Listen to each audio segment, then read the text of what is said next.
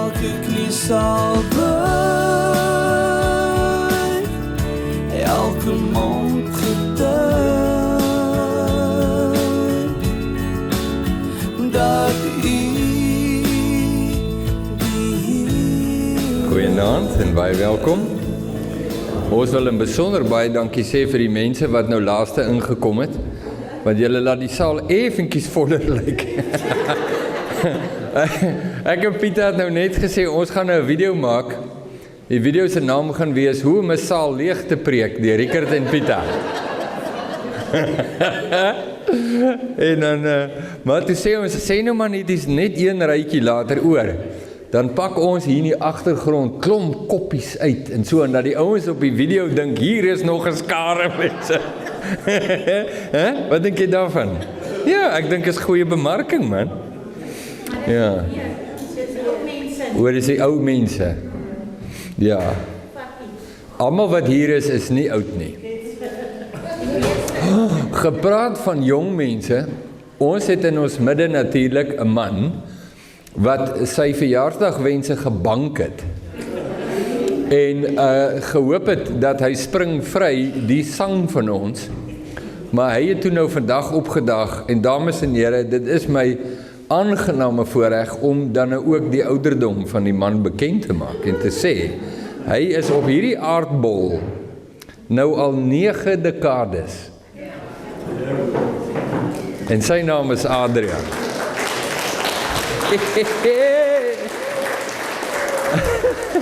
Adrian, kom staan net hier dat mense sien hoe lyk 'n legende van 9 dekades, want ons wil sommer vir jou sing ook, ja! Ja, Adrian is ook vlot in Italiaans, julle weet dit seker nou, nee. En Engels. En Engels sê hy. En Zulu. En Zulu? Ja. Ja. En hy is ook 'n befaamde sanger. So Adrian, moet ons nou nie judge. Gewees. Moet ons nie judge op grond van ons musiek nou vanaand. Dis sal jy. Dis net om vir jou te sê ons is baie lief vir jou. Ons hoop jy het 'n wonderlike verjaarsdag gehad. Ja. En dat ons saam met jou fees vier dat die Here genadig op jou was. 9 dekades. Hè? Ja. Ja, is dit nie wonderlikie? Ek dink nie ek sal 9 dekades ooit sien nie. Maar ons kan daaroor praat in die hemel as ons daar kom. Baie, baie, baie goed. Hoorie, maar staan net gou hier, want ek wil jou iets vra. Ek wil net hê die mense met jou hoor. O. As jy nou, ek gaan nou die moeilikste vraag vir jou vra denkbaar. Is dit reg? Okay. Jy hoef nie te antwoord nie, maar kom ons kyk wat jy doen. Okay. 9 dekades op moeder aarde. As jy nou moet terugkyk en jy ontmoet in tyd vir 20 jaar oue Adrian, en jy kan hom een sin sê, wat sou jy sê? Hy was lief vir perdry en hy het geweet van God, maar dis al. So wat se raad sou jy vir hom gee? Een sin. Om te bekeer. So hoe sou jy gesê het, Adrian, bekeer jou? Ja, ja. Sou jy dit so gesê? Ja, ja. Luister vir die oom, bekeer jou. Ja. Waar was jy op 20, kan jy onthou? Op 20? Ja. Ja, ek het al begin werk toe ek 16 jaar oud was. Ek het pad gegee uit die goeders uit en toe het ek al gewerk in Johannesburg. Johannesburg. Ja, ja. Wanneer? Ek het toe gestudeer terwyl ek werk. En hoe oud was jy toe jy Italië toe is? Ek was 28, 27. En jy het hoe lank daar gebly? 12 jaar in Italië. Ja. 12 jaar? Ja, Is daar iets wat jy vir die mense wil sê in Italiaans? Signori, siete veramente così carino e bellissimo. Bellissimo! Arriva! Denk je, dat is Italiaans. No, ma che dici? Vabbè, è proprio italiano, eh? Oh! Okay, dank je. Die mag maar nie loop eens vir jou sing. As mens Italiaans wil praat, moet jy kan so maak. En jou oor rol en jou mond groot opmaak. Ja. Ons is bly jy is hier, Adrian. Dankie baie. So ons gaan vir jou sing. Die liedjie gaan so. Mag hierdie seën op hom daal, u guns uit Sion hom bestaan. straal. U wat beveel en dit geskied. Wil Heer U seën oor hom gebied. Kom gee druk. Dankie. Ja, kan jy glo? Ja. Ek sê mos vir julle, ek kan nie verstaan nie, die meeste ouens wat kerk bou, soek die jong mense. Why? Nou het jy 'n kerk vol mense wat dink hulle weet iets en absoluut niks weet nie. Hulle is een bol ywer met basies geen wysheid of ervaring nie. Hier sit jy met 'n saal vol, goed, ywer miskien nou nie so hoog nie, maar jy sit met lewenservaring en wysheid wat skrik vir absoluut niks nie. Dan dink ek, wow. Ja, maar wat is fout met stadig? Niks fout met stadig nie. Ja, so ek dink net ons moet dit meer hê, né? Kan jy nou dink? Goed, ons het 'n afkondigingkie of twee. Ek gaan dit gou doen, dan gaan ek saam met ons bid, vir ons bid. Ellison gaan vir ons musiek maak. Wie is in jou band vanaand?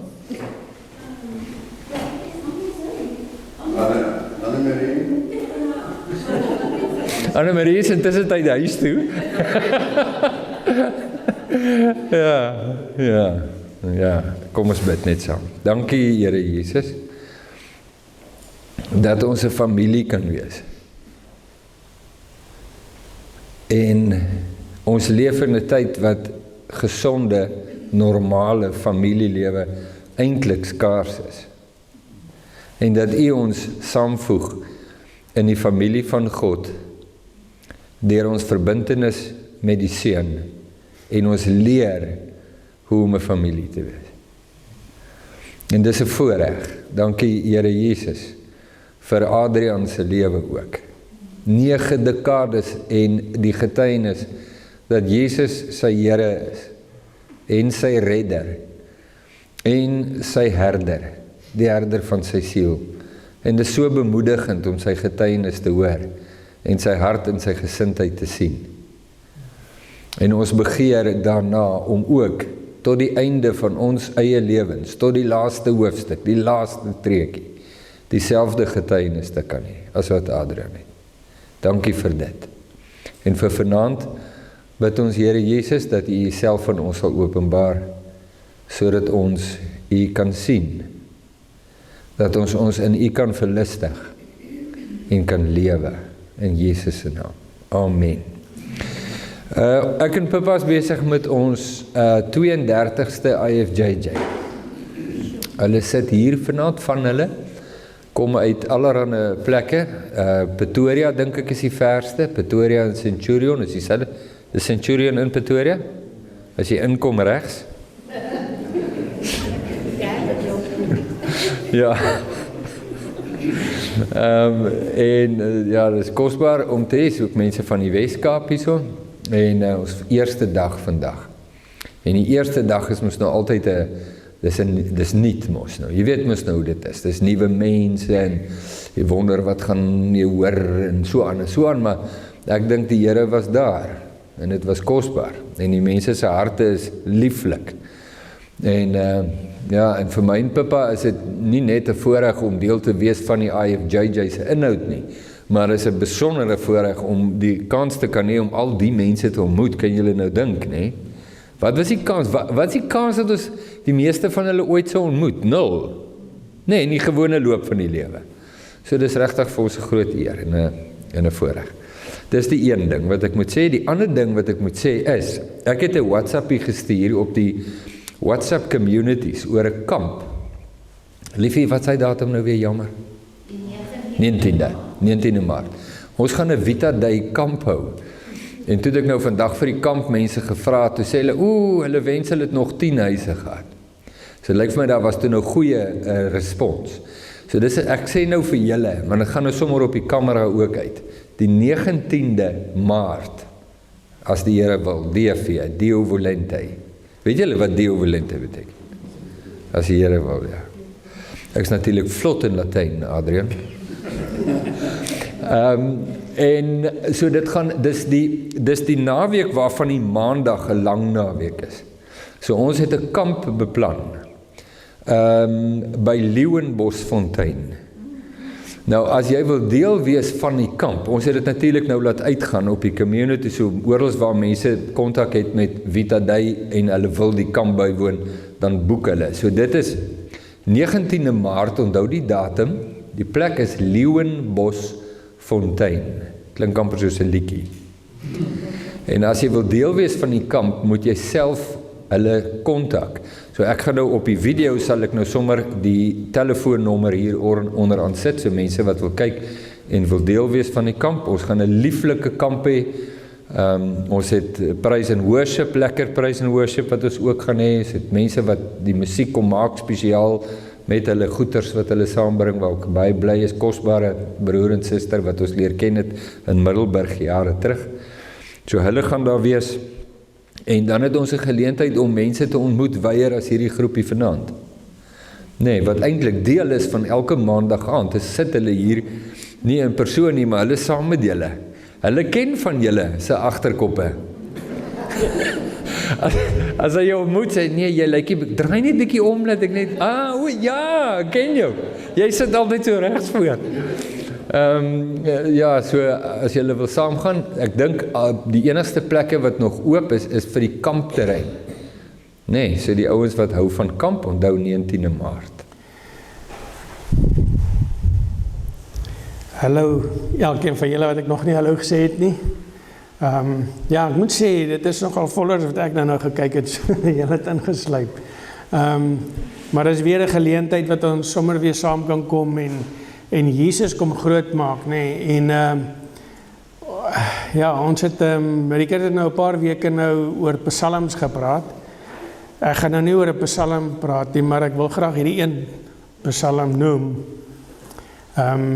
Want die seentjie, hy is seker so 6 jaar oud of so, en kom by sy pa en hy's vreeslik opgewonde en sê, pa, my oupa het vir my 'n hele psalm geleer, Psalm 23. En die pa sê, nou regtig, nou ken jy die hele psalm die kom uit? Ja, sê hy, pa, laat ek hom vir jou vertel, nee. Hy sê, die Here is my herder, niks sal my opvreet nie. En ek dink toe nou, okay, dit is goed genoeg, dis die hele evangelie. As ons net by die Here is, gaan ons niks ons opvreet nie. So as julle nou niks onthou vanaand, onthou Psalm 23. Ja, my teksgedeelte wat ek wil gebruik, en juis omdat Rikert so gepraat oor die psalms, gaan ons 'n bietjie praat uit 1 Samuel 17, terwyl julle dit nou soek. Ek het gedink ek gaan bly by Dawid, al is ek nou nie in 'n psalm nie. En ek wil Dawid se julle hierdie verhaal uit hierdie gedeelte uit, en julle gaan ook goed weet wat dit is. Net te gebruik om te sê, maar kom ons kyk, hoe is Dawid vir ons 'n voorbeeld in ons alledaagse lewe? En ek het juist vir Ellis en hulle gevra dat ons laaste die liedjie sal sing, hy is 'n werklikheid. Want my boodskap wil gaan oor, is Jesus jou en my werklikheid? En hoe leef ons dit uit? Hoe kan mense sien dat hy my werklikheid is? En so ek hoop ek kan uit hierdie gedeelte uit gaan ons iets daarvan kan kry, nee. Maar as ek nou 'n tema wil gee aan vanaand se boodskap, dan wil ek sê, nou weet hoe hardloop jy in jou tyd van krisis? En Hanlie het my gevra hier in die begin van die week, ergens, nou waaroor gaan my boodskap gaan, en ek sê toe vandag noem vir haar 'n bietjie op, en sy sê, nee, maar okay, jy moet nou hierna luister, en sy laat ek nou Zayn se praatjie hoor, wat sy vir die vrouens gegee het, en nou klink dit asof ek nou afgeskryf het by haar amper. Maar is dieselfde boodskap, is wat doen ons in 'n tyd van krisis, waartoe hardloop ons, nee,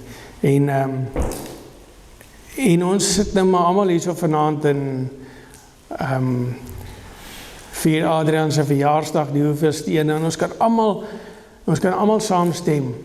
Ons het al almal deur iets gegaan. Ons het al almal voor 'n krisis gestaan. Ons het al almal voor iets gestaan wat ons nie weet, wat moet ons hiermee maak nie, nê. En so ek hoop ons kan bietjie iets hier uitkry. Maar kom ons lees 1 Samuel 17, ek gaan daar van vers 31 af lees. En so dit is nou die hele storie van Dawid wat by die slagveld aankom en hy vind hierdie mense nou hierso voor Goliat staan en niemand doen iets rondom hierdie reus nie. En hy is redelik ongelukkig daaroor. In vers 31, toe hulle die woorde hoor wat Dawid spreek en dit voor Saul meedeel, het die hom laat haal. En Dawid het aan Saul gesê, laat die manne se moed tog nie ter wille van hom sink nie.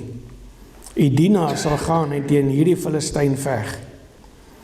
Maar Saul het Dawid geantwoord, jy kan nie na hierdie Filistyn gaan om teen hom te veg nie, want jy is 'n seun en hy is 'n krygsman van sy jeug af. Daarop sê Dawid aan Saul, u dienaar het vir sy vader die kleinvee opgepas, en as daar 'n leeu of 'n beer kom en 'n stuk kleinvee uit die trop wegdra, dan gaan ek uit agter hom aan en verslaan hom en ruk dit uit sy bek uit.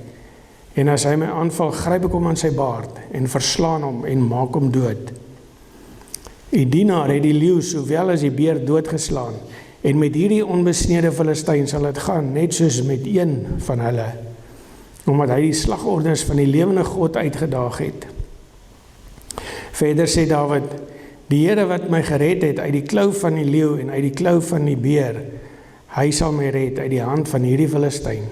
Toe sê Saul vir Dawid, gaan en mag die Here met jou wees. En Saul het Dawid sy klere aan laat aantrek en 'n koperhelm op sy hoof gesit en hom 'n pantser laat aantrek. En Dawid het sy swaard bo sy klere vasgegord en toe moeite doen om te loop, omdat hy dit nooit geprobeer het nie.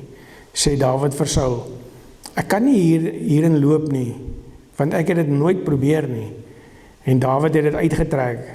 Daarop neem hy sy staf in sy hand en soek vir hom uit die spruit van 5 gladde klippe uit en steek dit in sy herderstas wat hy gehad het, naamlik in die slingersak. En met sy slinger in sy hand het hy nader gekom na die Filistyn. Ook die Filistyn het al nader en nader gekom na Dawid en die skilddraer voor hom uit.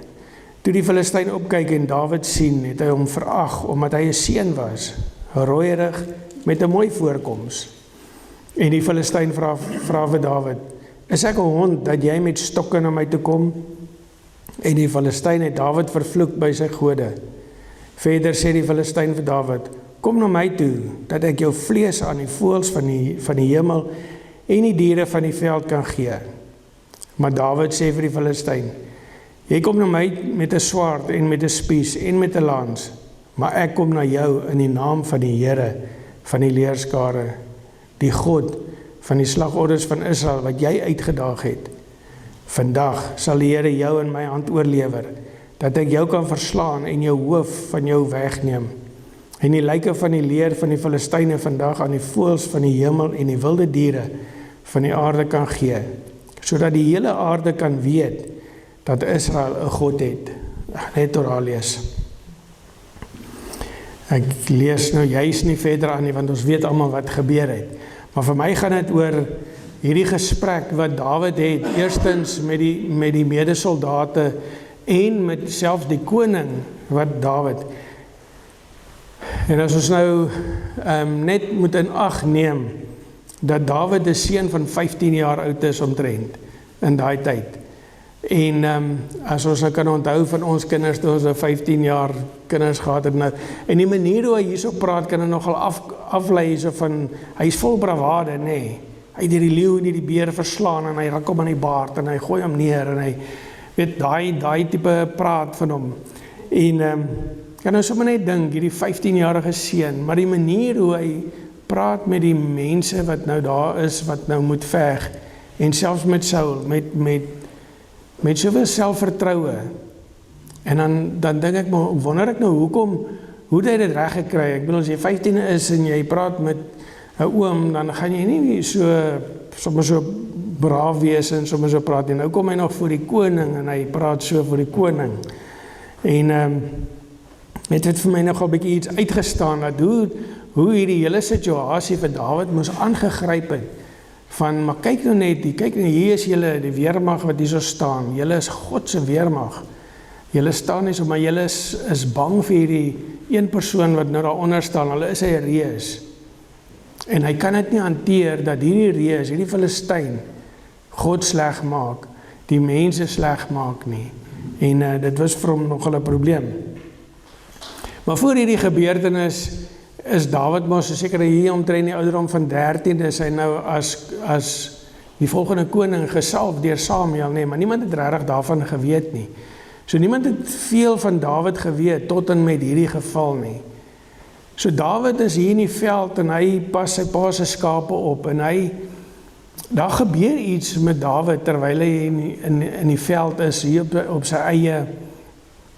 Sy broers is almal ouer, hulle is in die weermag en hulle is die manne, hulle kan beklei en goed. Maar Dawid spandeer tyd in die veld met die skape. Maar Dawid het 'n harp in sy hand. Dawid het die vermoë om gedigte te skryf, liedjies te skryf. En Dawid natuurlik moes ook gehoor het van hoe hierdie weermag van Saul die ander oorloë so gewen het. En hy het ook geweet dat Samuel het ook vir Saul as koning gesalf. So Saul is ook gekies deur God. En daarom het Dawid moes geweet het, maar dit is God se mense hierdie. En dit is God se weermag. En God is die een wat in beheer is. En Dawid bring aan God alle eer terwyl hy in hierdie veld is. Hy bou 'n verhouding met hierdie lewende God wat hy het. Hy spandeer tyd met hom. Hy sing liedere na hom toe. Hy skryf gedigte en goed, nee. Alles tot eer van God. En God word hierdie werklikheid in Dawid se hart. En hy weet. En dan gebeur daar goeie soos 'n beer kom val hom aan of wil die lammetjies vang, 'n leeu. En Dawid kan hulle beklei en hulle oorwin en die beer en die leeu doodmaak as jong seun. Dawid is ook bewus van die feit, dit is nie hy wat sterk is en wat nou hierdie kragtige man is nie. Hy weet God het dit gedoen. En dit is die pad wat Dawid geloop het met God terwyl hy daar in die veld was, so op sy eie.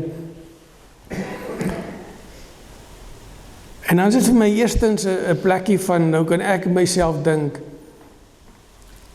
as hierdie Dawid se manier was, hoe hy kon verstaan wie God regtig is. En dit is wat hy deurgegaan het, dan vra ek myself, maar hoeveel tyd spandeer ek met God? Hoeveel tyd spandeer ek met Jesus om myself op 'n plek te bring waar ek so kan vas staan en sê, ek weet wie my Here is. En ek kan voor enige iemand gaan staan en dit met selfvoldaanheid kan gaan sê, maar my Here is in staat om dit te kan doen. Of jy nou 'n man is wat ouer as ek is, of jy 'n koning is, of jy 'n regeerder is, dit maak nie saak nie, want ek weet wat ek weet. En Dawid kom nou by die vegveld en wat hy daar sien is hierdie Filistyn wat nou die soldate, die weermag van God sleg maak. En al wat hy sien is die klomp soldate wat hier staan en hulle weet nie wat om te doen nie. En hy raak eintlik heel kwaad daaroor. Soveel so dat hy sê, maar ek sal gaan, ek sal hierdie reus aanvat. En dan wonder ons hoe het hy geweet? Hoe het hy geweet hy kan dit doen? Hoe het hy geweet, maar God gaan saam met hom gaan? Want hy het daai ondervinding van sy verhouding met wie God is. En dan kyk ons terug na die manne wat daar gestaan het, die mense wat in hierdie weermag was, en hulle gaan beklei geveg op geveg, en hulle sien hoe God dit deurdra. Hulle sien hoe God hulle help om gevegte te wen en goed. En dan kom daar iets wat uitplek uit is, 'n reus, wat voor hulle staan, en hulle staan terug. En hierdie hele weermag kom, en is nie net van, hulle is bang vir Goliat nie. Die grootste probleem wat hierdie weermag het is, hulle ken nie die werklikheid van God nie. Want jy kan bang wees vir iets, of vir iemand, maar as jy weet wie aan jou kant is, gaan dit nie saak maak nie. Maar omdat hulle terugstaan en nie weet wat om te doen nie, is 'n teken dat hulle weet nie wie God regtig in hulle harte is nie. Vir 40 dae staan die Filistyn, die reus, staan daar so. Vir 40 dae kom hy 2 keer 'n dag uit en hy skel hulle en sê hulle sleg en maak God 'n lastersaak van God. En dan kom Dawid en hy sê nee, ons kan nie toesien dat dit gebeur nie. En Dawid gaan en hy gaan veg hierdie reus. Ek dink partykeer as ons in 'n krisis staan, dan gaan dit partykeer ons weet nie lekker hoe om hierdie krisis te hanteer nie. Dan staan ons terug. En dan wonder ons nou, hoe nou? Hoe gaan ons nou maak? Ons word siek, of jy's in 'n ongeluk. Jou kind gaan dood. Skielik kry hartaanval, of sulke goed gebeur met 'n mens. En dan dink jy, nou hoe moet ek nou maak? En dan kry ons soveel gevalle waar mense heeltemal hand uitdruk en nie weet waaraan toe nie. Want hulle het nie die ondervinding van wie Jesus is nie, in hulle harte nie. Ja, ons kan praat van Jesus. Ons kan sê, ja, Jesus is my Here. Hy is my verlosser, hy het gesterf aan die kruis, hy het opgestaan uit die dode. Jesus, ja, nee, ek kan bid hom. Tot die probleem kom. En dan staan almal, nou wat nou? En ons het 2 weke terug toe ek ook hier gepraat het, oor toe Jesus by die berg gekom het, daai bergpredikasie wat hy gehad het, die saligsprekinge wat hy gedoen het, waar ons ook gesê het, maar toe Jesus daar kom, was daar skares mense. Maar Jesus het nie al die mense aangespreek nie. Hy het gaan sit en sy disippels het om hom kom sit, en nie net die 12 nie, daar was honderde van ander disippels wat by hom kom sit het, want hy het hulle geleer, dit sê ook, hy het hulle gaan leer. Maar ander mense was daar, want hulle was sensasiesoekers. Hulle wou gesien het, hierdie wonderwerke wat gebeur, want dis wat hulle getrek het. Hulle het gehoor van hierdie Jesus wat dit kan doen. Hulle wou dalk selfs iets daaruit kry, dalk 'n genesing of iets. Maar dis wat baie keer gebeur is, hulle kom net hier vir hierdie sensasie wat hulle kan kry. Maar Jesus sê, kom sit by my voete en ek gaan vir jou leer hoe jy moet leef. En dan sê hy vir hulle, geseënd is jy as jy weet jy is afhanklik van God. Geseënd is jy as jy 'n rein hart het. Geseënd is jy as jy sagmoedig is. Hy sê ook, geseënd is jy as jy deur beproewinge gaan. Hy vertel nie die mooi goed en alles gaan wonderlik uitdraai vir ons nie. Hy sê vir ons, ons gaan moeilike tye kry en dan moet jy weet wie hy is. Want ons gaan daardeur moet gaan met Jesus. En dan kry ons baie keer gevalle waar mense dalk wegstroom na predikers of kerke of iets wat baie keer sensasie najag. En ek onthou, ek was seker so 7 jaar of daar rond, toe het hulle my oupa gediagnoseer met kanker, en die dokters vir my sê, hy het net 6 maande om te leef. En natuurlik is dit nou hartseer vir almal, en almal moet planne maak, en ek onthou, ons het nog by my oupa hulle gaan bly, net om te help met finansiële goeders en dit.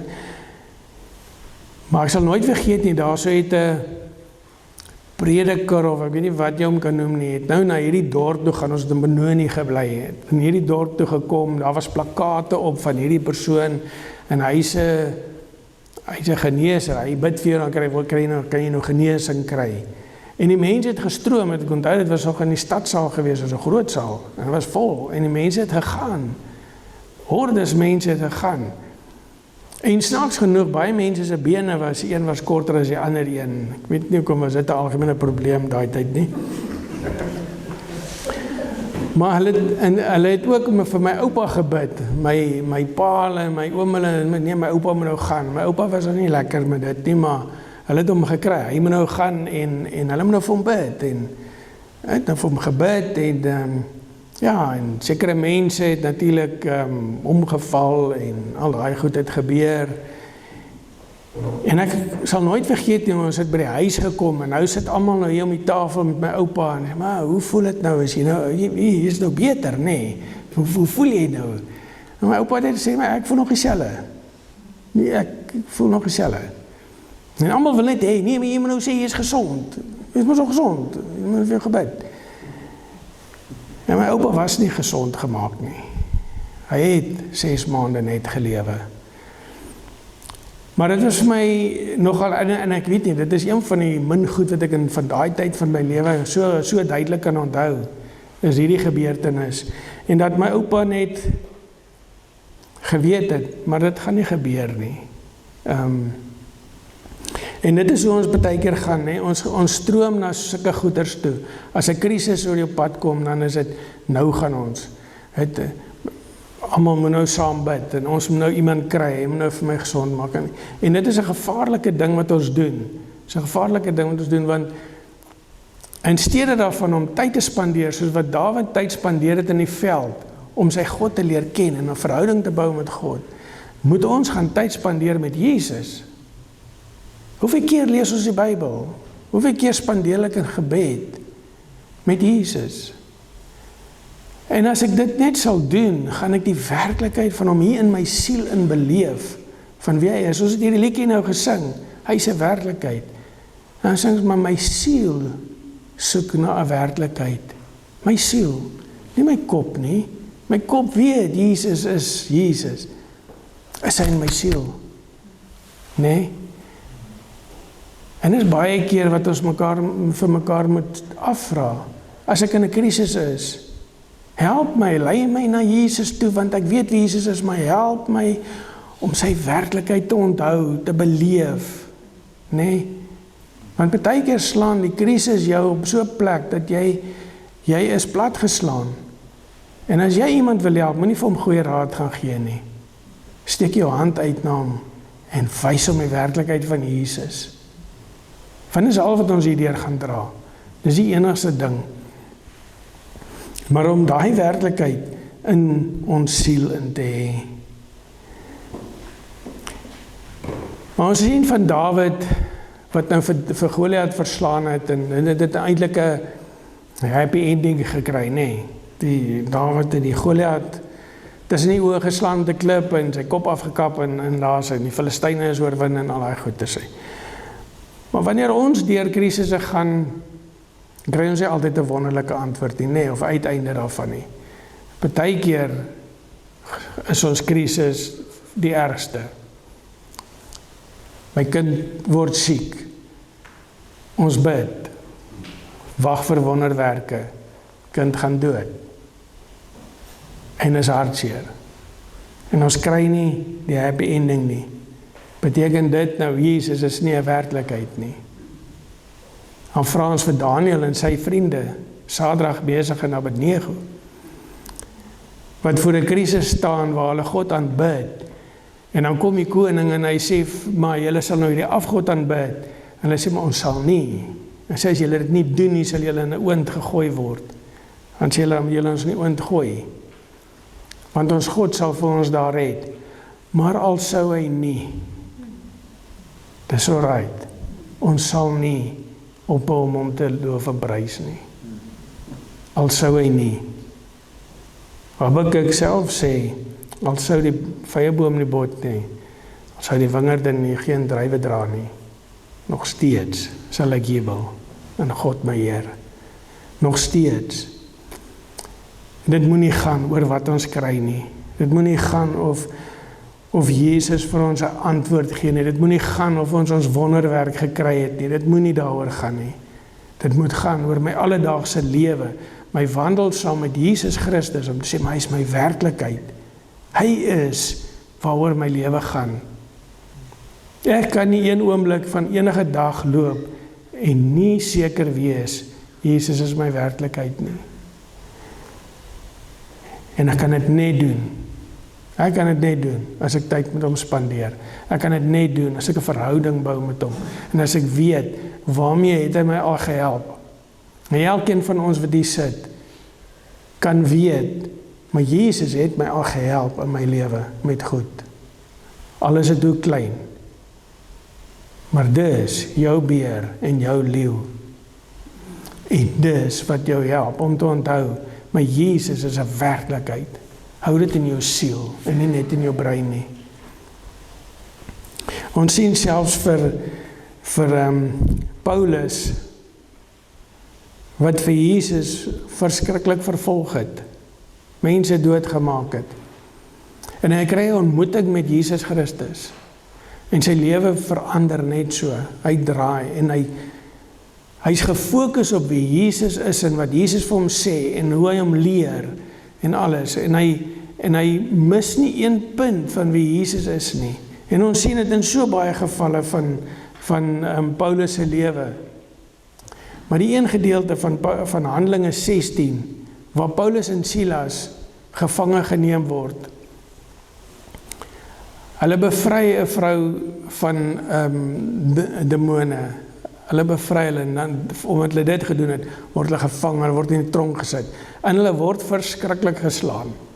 As jy 'n gedeelte gaan lees, dan sê dit is verskriklik geslaan. Eintlik gelos dat hulle moet doodgemaak word, want dit was eintlik hulle straf. En Paulus en Silas, nadat hulle geslaan is, ons kan nie eers sê hoeveel keer hulle geslaan is nie. Die Jode het 39 houe geslaan. Die Romeine het geslaan tot hulle lê. So mens kan dink hoeveel pyn moes Paulus hulle gehad het. En daai aand toe hulle nou in die sel sit, het Paulus kon gesê het, hoe kon die Here dit toelaat? Hoe kon hy dit toelaat? Ons het in sy naam duiwels uitgedryf. Ons doen dit in sy naam. Hier word ons nou in die tronk gegooi en ons word geslaan. Paulus het nie dit gesê nie.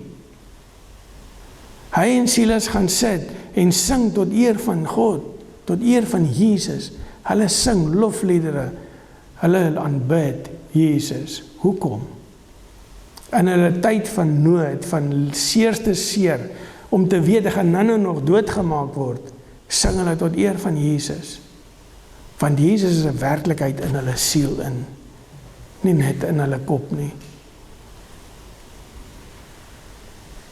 En terwyl hulle sing, kom daar 'n aardbewing en die hekke bars oop en hulle kon hardloop. Ek weet ook nog nie of hulle kon nie, hulle moes seker baie seer gehad het, maar hulle kon gevlug het.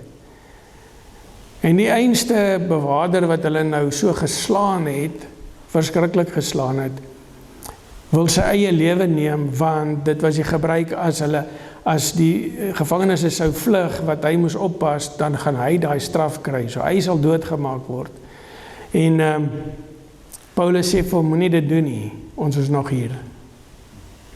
En in daai tyd kon Paulus gesê het, jy het my so geslaan, ja, doen dit, of wat ook al, of ek gaan hardloop, ek gee nie om vir jou nie.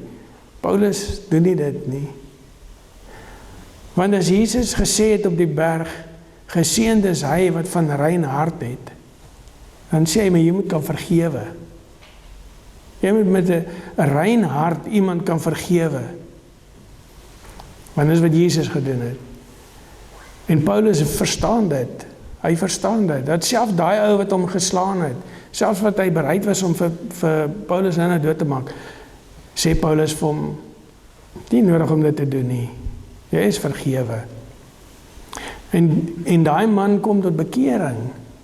Hy kom tot die geloof van Jesus Christus as gevolg van daai wat gebeur het. En hy nooi vir Paulus en Silas na sy huis toe, kom ete saam met my. En sy hele gesin kom tot bekering. En volg vir Jesus.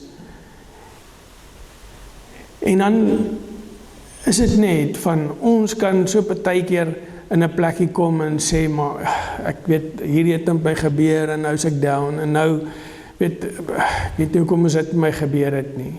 Kom ons fokus op wie Jesus is. Kom ons fokus dat Jesus sy werklikheid in my hart is.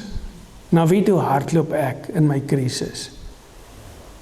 Nie 'n sensasie nie, na 'n werklikheid toe. Ons moet verstaan dat Jesus die werklikheid is, en dat hy ook gesê het, toe hy weggegaan het, is tot ons voordeel dat hy weggaan, want die Heilige Gees gaan kom. Hoekom gaan die Heilige Gees kom? Sodat die Heilige Gees ons kan leer van wie Jesus is. Nie om vir ons 'n sensasie te gee nie. Nie om vir ons 'n sensasie show te gee nie, maar om te wys wie Jesus is. En met die hulp van die Heilige Gees kan ons hierdie werklikheid so sterk maak in ons siele in. En dat ons die voorbeeld kan wees wat iemand soos Dawid was, iemand soos Paulus, iemand soos Josef wat hoe lank in soveel moeilike tye was, nee. Iemand soos Stefanus wat doodgegooi word met klippe en hy sien Jesus en hy weet wie sy werklikheid is. En is okay, gooi my met klippe. Nou sê ek nie ons moet gaan lê en laat almal ons trap en skop nie. Maar in alles wat ons doen, in alles wat ons oorkom, laat ons die werklikheid van Jesus beleef en uitleef. En as een van ons dit kort kom, moet iemand anders ons help. Om ons te rig na die werklikheid van Jesus. Want wanneer ons in krisisse beland, wil baie mense sommer baie goedjies sê, met goeie bedoelings, verseker, met liefde, ja. Maar die beste ding wat jy kan doen, is om te kan sê, kom, ons kyk waar is Jesus. In my grootste oomblik, van my grootste nood, het ek vir iemand gesê, ek het nie vir Jesus daar gesien in daai tyd van my nie. Dit was vir my donker. En dat die persoon vir my gesê, kom ons bid, kom ons vra vir Jesus, waar was hy in daai tyd? En toe hy vir my bid en vir Jesus vra, maar Jesus, wys vir ons, waar was jy in daai tyd? Het ek het so helder soos nog iets gesien. Dit is so helder nou nog in my kop. Jesus was by my in die tyd toe ek gedink het hy was nie. Maar dit is nodig om te weet wie Jesus is. Dit is nodig om tyd te spandeer met Jesus. Jesus self kom en sê in Openbaring 1 vers 8, ek is die Alfa en die Omega, die begin en die einde, sê die Here, wat is en wat was en wat kom, die Here Almagtige. Jesus is alles, van begin tot einde, enigiets, hy is alles. Ek wil nog 'n versie deel, Kolossense 1 vers 15 en 17. Hy is die beeld van die onsigbare God, die eerstgeborene van die hele skepping, want in hom is alle dinge geskape wat in die hemele en op die aarde is, wat sienlik en onsienlik is, trone sowel as heerskappye en owerhede en magte. Alle dinge is deur hom en tot hom geskape, en hy is voor alle dinge en in hom hou alle dinge stand. Meer as sulke verse kan ons nie kry nie. Jesus is alles. Jesus is die een waarom my lewe moet draai. Hy is die een wat, ja, hy is alles in my lewe. En partykeer maak ek die lewe dat hy gaan oor my. En wanneer ons in ons krisisse is, dan bid ons vir wonderwerke en ons bid vir allerlei goeders om te gebeur. Maar as Jesus 'n werklikheid in my siel is, wat leef hier vanuit my hart uit, dan maak dit nie saak of ek 'n wonderwerk kry of nie, of ek 'n uitkoms kry of nie. Dit maak nie saak nie. Want wat saak maak, is dat Jesus by my is, in daai oomblik. En as jy dalk dink hy is nie, vra hom, hy is.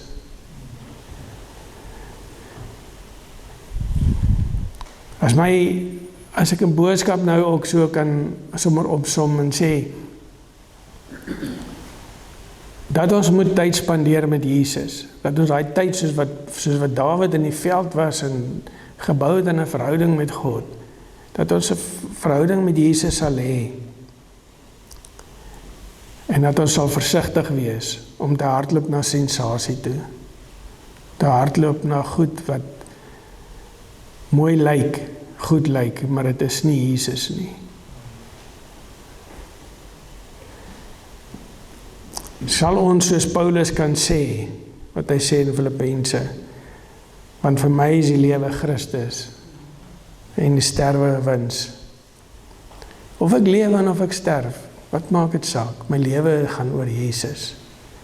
As ek lewe, lewe ek voluit vir Jesus Christus. As ek sterf, is ek vir ewig by hom.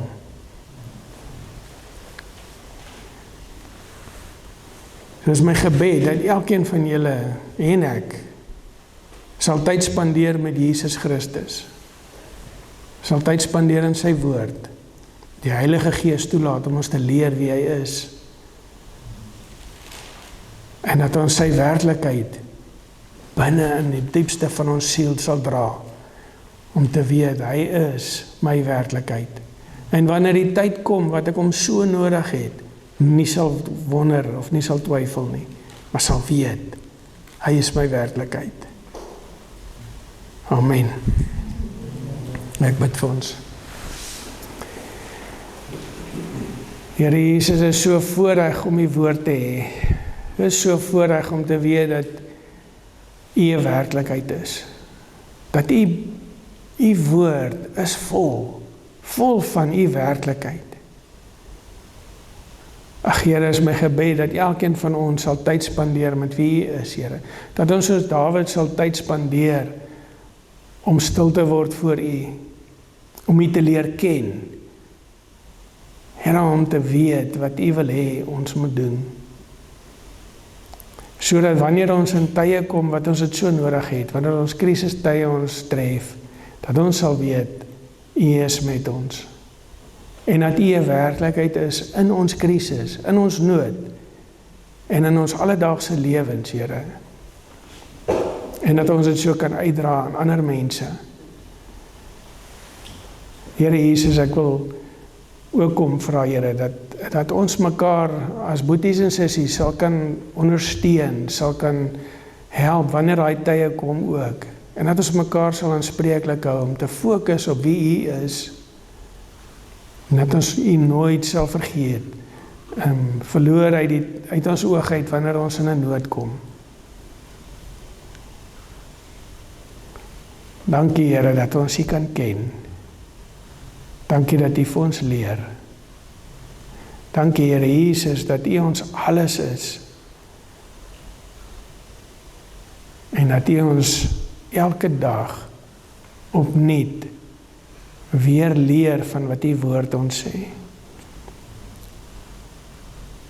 Dankie vir hierdie geleenthede wat ons saam kan hê, om ook te kan kom, saam te kan kom vergader en net mekaar kan ondersteun en opbou ook as Christen, Here.